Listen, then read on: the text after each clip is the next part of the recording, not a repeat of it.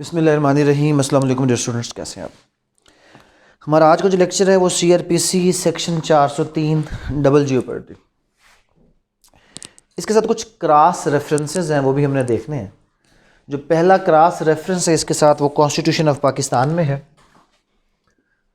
Constitution of Pakistan में जो इसका क्रॉस रेफरेंस है वो आर्टिकल 13 है। आर्टिकल 13 क्या कहता है? No man can be punished twice for same offence. In fact double jeopardy जो है, अगर हम उसको कॉन्स्टिट्यूशन में क्रॉस रेफरेंस के तौर पे सर्च करें तो आर्टिकल 13 में फंडामेंटल राइट के तौर पर भी आपको मिलेगा कि किसी भी शख्स को एक जुर्म की 2 बार सज़ा नहीं दी जा सकती। इसके हवाले से अगर हम लैटिन मैक्सिम देखें तो इसके लिए जो लैटिन मैक्सिम है वो कौन सी है? आर्टरफोइस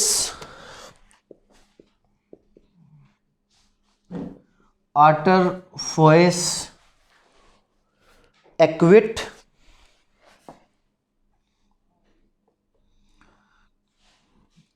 आर्टरफोइस convict. Person once acquitted or convicted cannot be tried again for the same offense। जब कोई शख्स किसी एक जुर्म में एक्विट हो जाए या कन्विक्ट हो जाए, अब देखें वहां पर तो सिर्फ ये था कि no man can be punished twice था, एक साइड कवर थी। ये तो कवर नहीं था कि एक्विट होगा तो दोबारा उसको सज़ा दी जा सकती। वो तो कहता है जी अगर पहले सज़ा हुई है तो दोबारा सज़ा नहीं हो सकती। इस मैक्सिम ने उसको मज़ीद क्लियर किया। और कैसे क्लियर किया? कि वंस एक्विटेड और convicted can not be tried again for the same offence. जब एक जुर्म में किसी एक शख्स को एक्विट किया जाए, लेकिन शर्त है एक्विट किया जाए या कन्विक्ट किया जाए। अगर डिस्चार्ज किया गया तो डिस्चार्ज किया जाना एक्विट या कन्विक्ट में नहीं आता, दोबारा उसके ऊपर मुकदमा चल सकता है। कंप्लेंट हुई, कंप्लेंट में 203 में कंप्लेंट डिस्चार्ज हो गई, दोबारा मुकदमा हो सकता है क्योंकि कन्विक्ट या एक्विट नहीं हुआ। जब कोई शख्स कन्विक्ट या एक्विट ना हो तो दोबारा मुकदमा चलाया जा सकता है, और अगर कोई कन्विक्ट या एक्विट हो जाए तो दोबारा मुकदमा नहीं चलाया जा सकता। सेम चीज रिपीटेड है जनरल क्लॉजेज एक्ट, इसका सेक्शन 26, सिविल जस्टिस में CPC में सेक्शन 11 रेस जुडिकाटा। ये सेम कंसेप्ट इन तमाम लाज में मौजूद है कि किसी शख्स को एक जुर्म की 2 बार सज़ा नहीं दी जा सकती। जब कोई शख्स एक जुर्म में एक बार एक्विट या कन्विक्ट हो जाए तो उसको दोबारा सज़ा नहीं हो सकती। सेम चीज़ है case law PLD 2005 Quetta 1, PLD 2005 Quetta 1 क्या कहता है जनाब? कि नेमो डेबिट दिस वेक्सरी, नेमो डेबिट विक्स दिस वेक्सरी, no person can be vexed twice for the same cause. दिस वेक्सरी, no person can be vexed twice for the same cause. किसी शख्स को एक ही जुर्म में 2 बार नहीं घसीटा जा सकता। एक ही जुर्म में किसी शख्स का दूसरा ट्रायल नहीं चलाया जा सकता। कुछ इंपॉर्टेंट चीजें पहले मैं आपको इसकी पढ़ाता हूं in the shape of case law. कुछ टेक्निकल पॉइंट्स पहले बताता हूं, फिर हम इसको पढ़ेंगे 403 क्या कह रहा है। समझने वाली बात यह है कि 403 सिंपल ये कह रहा है, शर्त यह है कि ट्रायल चले और बंदा कन्विक्ट हो या एक्विट हो, इस सूरत में दोबारा उसके ऊपर मुकदमा नहीं चलाया जा सकता। तो फिर अगर आप अदालत की दी हुई सज़ा से मुत्तफिक नहीं है तो क्या करें? अपील कर लें, रिवीजन कर लें, लेकिन फ्रेश ट्रायल नहीं चलाया जा सकता। और ऑलरेडी हम CRPC 185 में पढ़ चुके हैं कि 2 मुकदमे भी पैरेलल नहीं चलाए जा सकते। हाँ, एक चीज़ हमने पढ़ी है, अगर आपको याद हो, उसी को पहले डिस्कस कर लेते हैं। हमने कहा कि जी सेम काज है, और सेम काज मतलब सेम ऑफेंस है। अगर आपको याद हो, मैंने कहा था कि सेम ऑफेंस को ओरिजिनेट करने के 2 तरीके हैं, एक है FIR और एक क्या है, याद है ये पॉइंट? और मैंने ये भी कहा था कि जब किसी सेम ऑफेंस पे FIR और कंप्लेंट दोनों चीज़ें लॉन्च हो जाएं तो FIR या चलान केस को स्टॉप कर दिया जाएगा और पहले किसको फैसला किया जाएगा? उसका, कंप्लेंट केस का। अब क्वेश्चन ये रेज हुआ कि वो बंदा कंप्लेंट केस में क्या हो गया? एक्विट। गौर से पॉइंट समझना। जुर्म कर दिया, FIR भी लॉन्च हो गई और उसके खिलाफ कंप्लेंट भी क्या हो गई? फाइल हो गई। जब कंप्लेंट और FIR दोनों हो सकते हैं ना? हो सकते हैं। पहले कौन सा चलेगा? हमने लास्ट टाइम केस ला भी दिया था कि पहले क्या मूव करेगा? कंप्लेंट, और फिर क्या मूव करेगा? FIR। कंप्लेंट में वो बंदा क्या हो गया? एक्विट। लेकिन FIR में तो एक्विट नहीं हुआ, तो क्या अब मुकदमा चलेगा या मुकदमा नहीं चलेगा? तो इसके हवाले से जनाब हमें लिखना पड़ेगा एक case 1999 PCR LJ 1999 PCR LJ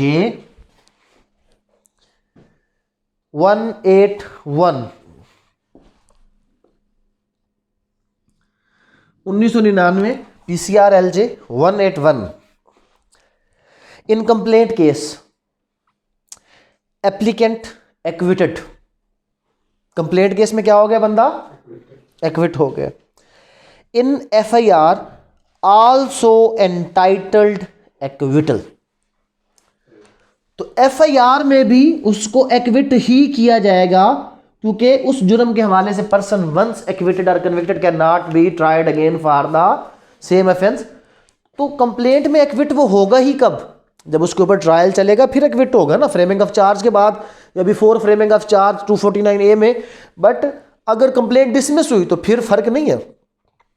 अगर 203 में कंप्लेंट डिसमिस हुई थी तो वो एक्विटल नहीं है, वो डिसमिसल ऑफ कंप्लेंट है, उसके बाद FIR चलती रह जाएगी।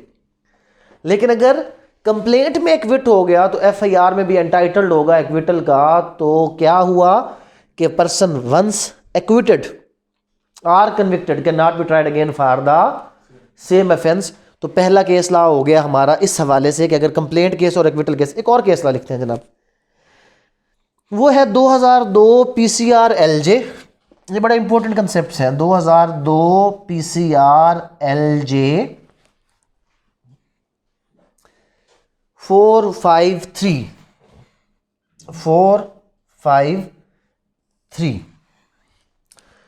2002 PCR LJ 453। हुआ क्या? 2 बंदे A और B, और दोनों क्या है? को अक्यूज्ड हैं। दोनों क्या है जनाब? को अक्यूज्ड। एक हो जाता है एक्विट, एक क्या हो गया? एक्विट, और एक हो गया कन्विक्ट। ऐसा हो सकता है या नहीं हो सकता? हो सकता है। अदालत को एक शख्स बेगुनाह लगा, उसको क्या कर दिया? एक्विट। एक शख्स गुनाहगार लगा, उसको क्या कर दिया? कन्विक्ट। कन्विक्ट चला गया अपील में। कन्विक्ट कहां चला गया? अपील में। और अपील में अपीलेट कोर्ट ने केस ही रिमांड कर दिया। अब क्यूरी आ गई। अब क्या हुआ कि जो केस है रिमांड हो गया। रिमांड किस लिए? For de novo trial. क्या अपील में केस रिमांड हो सकता है या नहीं हो सकता? हो सकता है। क्या अपीलेट या revisional court de novo trial का ऑर्डर कर सकता है या नहीं कर सकता? कर सकता है। अब देखें ट्रायल पहला किसका चला था, ए और बी का। ए एक्विट हुआ, अपील में कौन गया, बी, लेकिन पूरा केस क्या हो गया, रिमांड। तो क्वेश्चन ये रेज हुआ कि क्या ए भी ट्राई होगा या नहीं, क्योंकि पूरा रिमांड केस करने का मतलब है कि पिछला ट्रायल तुम्हारा क्या है, ठीक नहीं है, ट्रायल क्या करो तुम, दोबारा करो। तो 2002 PCR LJ 453 accused acquitted, accused A acquitted but co accused B convicted. एक एक्विट और एक क्या हो गया, कन्विक्ट हो गया। Co accused filed appeal and case remanded for retrial. उसने क्या कर दी जनाब, अपील फाइल कर दी और केस आपका किधर चला गया, वापस रीट्रायल के लिए। Accused re summoning to face trial again. Accused को भी बुलाया कि भाई साहब आप क्या करें, आ जाएं और दोबारा आपका ट्रायल चलेगा। किसको बुला लिया, ए को, क्या हो जी ट्रायल का फैसला करो, चलो।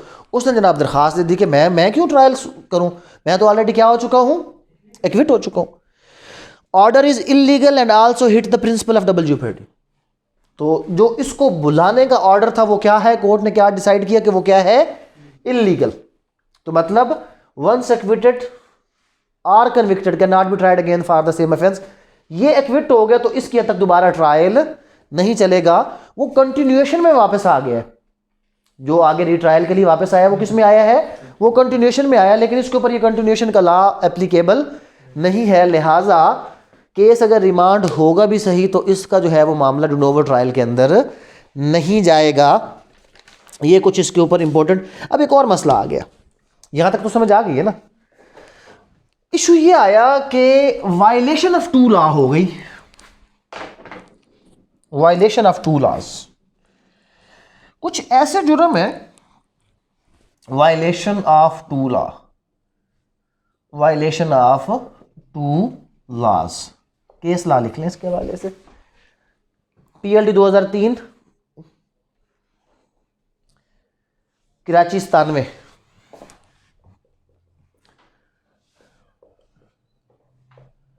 ये कहता है कि अगर दो लॉ का स्कोप अलग अलग है, अगर दोनों लॉज का स्कोप क्या है तो फिर दो ट्रायल चल सकते हैं।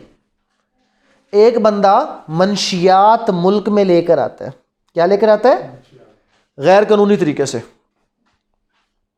जब आप कोई भी चीज़ मुल्क में गैर कानूनी तरीके लाते हैं, पहला कौन सा कानून लगता है, कस्टम एक्ट। उधर सजा होगी, उसको मुकदमा चल गया, लेकिन लाया क्या है, मंशियात। तो मंशियात पे कौन सा दूसरा लॉ एप्लीकेबल है, control of narcotic substance act. तो क्वेश्चन है कि क्या मुकदमा हो सकता है या नहीं हो सकता, यहां पर हो सकता है। First trial under custom act pending, second trial under NAB not violative. NAB या control of narcotic substance act not violative. लेकिन अगर इसका सब्सटेंस सेम था, अगर सब्सटेंस क्या था, चोरी, हुदूद या कहां पर थी, हुदूद या PPC. Accused violating to laws, however offence same for which, offence क्या है, same, for which he cannot be tried twice. Second trial after conviction under the one act is forbidden by Article 13 of the Constitution of Pakistan, Section 26, General Clauses Act, Section 403 of the Double Jeopardy, 2000 PCR LJ 204, 2000 PCR LJ 204। ये कहता है बार, बार कब है, शर्त ये है कि अगर सेम ऑफेंस है तो बार है, और अगर ऑफेंस कौन सा है, यहां पर पॉइंट आपने लिखना है डिस्टिंक्ट ऑफेंस, क्योंकि वहां पर ऑफेंस कस्टम अलग और मंशियात अलग, ऑफेंस क्या हो गए, अलग अलग, तो ट्रायल चल सकता है। और ऑफेंस क्या है, सेम, थेफ्ट है, इधर भी थेफ्ट है उधर भी क्या है, थेफ्ट है, तो फिर दोनों सूरतों में आपका जो पर्चा है वो इस सूरत में नहीं चलेगा। सेम ऑफेंस हो जाएगा तो बार हो जाएगा, अगर डिस्टिंक्ट ऑफेंस हो जाएगा तो बार नहीं होगा। सिंपल जो भी हमने कुछ रूल्स पढ़े डबल जेओपर्डी के वाले से, वो ये पढ़ा कि जनाब अगर कोई शख्स किसी एक जुर्म में कन्विक्ट या एक्विट हो जाए तो दोबारा उसके ऊपर मुकदमा नहीं चलाया जा सकता, बट उसकी एक्सेप्शंस हैं कि अगर डिस्टिंक्ट ऑफेंस है तो भी चलाया जा सकता है। और act happening after the conviction और एक्विटल, लड़ाई होती है, एक बंदा जख्मी हो जाता है, कोमे में चला जाता है, उसके घर वाले सुलह कर लेते हैं। सुलह के बाद केस को क्या कर लिया जाता है, विड्रॉ। विड्रॉ के बाद विड्रॉल का रिजल्ट क्या था अगर आपको याद हो, एक्विटल। विड्रॉल में रिजल्ट क्या था, एक्विट हो गया। बाद में बंदा मर गया कौमे से, उसी, लेकिन मरा क्या है, उसी कंटिन्यूटी में मर गया, कौमे में जाके मर गया। अब क्या मुकदमा हो सकता है या नहीं हो सकता? तो देखें, जब हमारी सुलह हुई तब वो जख्मी था। Act happening after, act happening after the conviction और एक्विटल, तो यहां पर कोई भी बार नहीं है, यहां पर मुकदमा चलाया जा सकता है, क्योंकि हमने सुलह किसकी की है, हर्ट की, मर्डर की सुलह हमने नहीं की। इसी तरह जब दो मुख्तलिफ अफेंस हो जाए, मुख्तलिफ अफेंस क्या है, एक शख्स है, चोरी का उसके ऊपर मुकदमा चलता है, वो एक्विट हो जाता है, और बाद में पता चलता है कि उसने चोरी के साथ साथ वहां पर रेप भी किया था। तो अगर चोरी के साथ वहां पर रेप किया था तो रेप का मुकदमा भी उसके ऊपर चलाया जा सकता है, क्योंकि अफेंस दोनों क्या हो गए, मुख्तलिफ हो गए। अब पढ़ते हैं 403 क्या कहता है। ये तो हमने जनरल इसके बारे में कुछ पढ़ लिया, समझ लिया। अब ओपन करें जी 403 के सीआरपीसी क्या कहती है, इसके हवाले से क्या क्या प्रोविजंस हैं। ये तो हमने कुछ केस लॉज थे, कुछ इंपॉर्टेंट कंसेप्ट्स थे डबल जेओपर्डी के हवाले से जो हमने पढ़ लिए। अब थोड़ा सा पढ़ते हैं सीआरपीसी को। Person once convicted or acquitted not to be tried for the same offence, a person who has once been tried by a court of competent jurisdiction। अब देखो शर्त, पहली शर्त क्या होना चाहिए उसका, ट्रायल, और ट्रायल भी कौन करे, competent court। It means if the previous trial was conducted by the incompetent court, no principle of double jeopardy will be applied। Second ही है competent jurisdiction for an offense and convicted or acquitted। सिर्फ trial होना काफी नहीं है, उसका क्या होना काफी है, कन्विक्ट होना या एक्विट होना। अगर वो कन्विक्ट या एक्विट नहीं होगा उस सूरत में प्रोसीडिंग स्टॉप हो गई। आप कहते हैं जी बाद में प्रोसीडिंग नहीं चल सकती, भाई शर्त है कि उसमें वो कन्विक्ट हो या क्या हो, एक्विट। कन्विक्ट या एक्विट होना उसका क्या है, जरूरी है। Further, while such conviction or acquittal remains in force, और ये कन्विक्शन या एक्विटल क्या है, remains in force, तो क्या होगा जनाब, not to be liable to be tried again for the same offense nor on the same facts for any other offense for which a different charge from the one made against him might have been made under section 36 or for which he might have been convicted under section 237। जैसे हमने पहले पढ़ा था कि कुछ ऐसे अफेंसेस हैं कि जिसमें आप अल्टरनेट चार्ज बना सकते हैं, जैसे मिसअप्रोप्रिएशन ऑफ प्रॉपर्टी, थेफ्ट, दोनों में क्या हो सकता है, थेफ्ट या मिसअप्रोप्रिएशन ऑफ प्रॉपर्टी, दोनों का जो है वो क्या है, सेम फैक्ट्स हैं। सेम फैक्ट्स कैसे हैं, ये मोबाइल पड़ा हुआ है, आप में से भी किसी का सेम मोबाइल है ऐसा, अगर कोई शख्स इस इरादे के साथ उठाकर जाता है कि मैं ये डिसऑनेस्टली लेकर जाऊंगा तो थेफ्ट हो गया, और अगर उठाते वक्त उसको ये लगा कि ये उसका मोबाइल है, लेकिन बाद में उसको पता चला नहीं मेरा मोबाइल तो घर में पड़ा हुआ था, तो अब अगर वो बाद में उसको अपने इस्तेमाल में कन्वर्ट करे, ये मिस एप्रोप्रिएशन ऑफ प्रॉपर्टी है।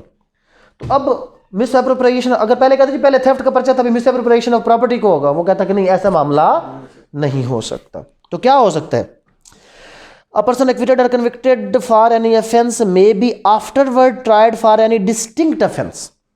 exceptions 403 की पहली एक्सेप्शन क्या है जनाब, डिस्टिंक्ट ऑफेंस। अगर जिस ऑफेंस में पहले कन्विक्ट या एक्विट हुआ, दूसरा क्या है उसके हवाले से डिस्टिंक्ट ऑफेंस है, जिसके लिए फॉर्मर एक सेपरेट चार्ज बनाया जा सकता है। जैसे मैंने आपको बताया कि पहले थेफ्ट था और अभी क्या साबित हो गया, रेप, तो डिस्टिंक्ट ऑफेंस है, मुकदमा चलाया जा सकता है। A person convicted of any offence constituted by any act causing consequences which together with such act constituted a different offence from that of which he was convicted may be afterwards tried for such last mentioned offence if the consequences had not happened or were not happened or were not known to the court to have happened at the time when he was convicted। क्या कहता है जनाब, कहता है कि अगर consequences बाद में उसके आए, ज़ख़म पहले था, ज़ख़म पे एक्विट कर दिया, बाद में पता चला कि बंदा क्या हो गया है, मर गया, तो उस सूरत में दोबारा मुकदमा चलाया जा सकता है कि अगर कॉन्सिक्वेंसेस बाद में हैपन हो तो उसके ऊपर मुकदमा चलाया जा सकता है।